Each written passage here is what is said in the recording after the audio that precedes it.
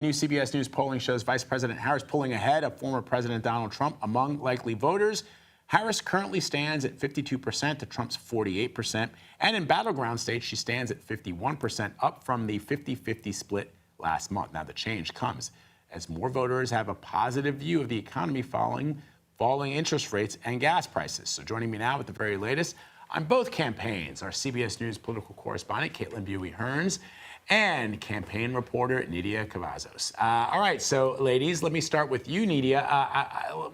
The campaign that Vice President Kamala Harris is running. Last night, the vice president raised $27 million at a New York campaign event. It's her biggest total to date, and I believe the number is one of the biggest in New York history. Why is that so important, so close to the election? How do we expect that she's going to deploy all this money that she's raised since she jumped into the race? Good morning, Vlad. This was definitely historical for Vice President Harris, and it was $27 million raised from a single event. This was her fundraiser in New York, but we were there in the room when Harris was delivering her message to donors and to supporters, and we were able to witness that as Harris was delivering her remarks, her lines, and running through her policies and her pitch overall to donors.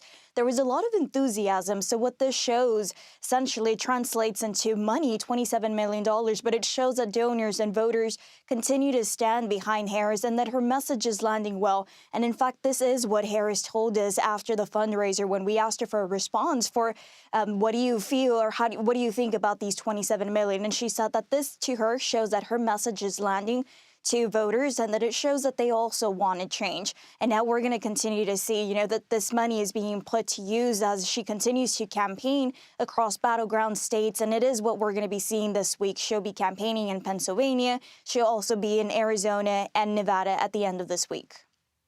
All right, Caitlin, over to you now. As you know, over the weekend, former President Donald Trump addressed his future if he does not win in November. I want to play a bit of what he had to say. If you're not successful this time, do you see yourself running again in 4 years?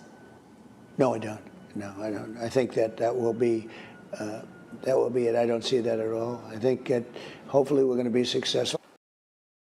Caitlin, this is interesting because, as you know, the former president has been a major force in the Republican Party since his nomination for the presidency back in 2015. Has there been any reaction to a statement from party leaders? It is notable, Vlad, as you mentioned, he's been the face of the Republican Party for a decade. They are nominating him for the third time in a row to be the party's nominee.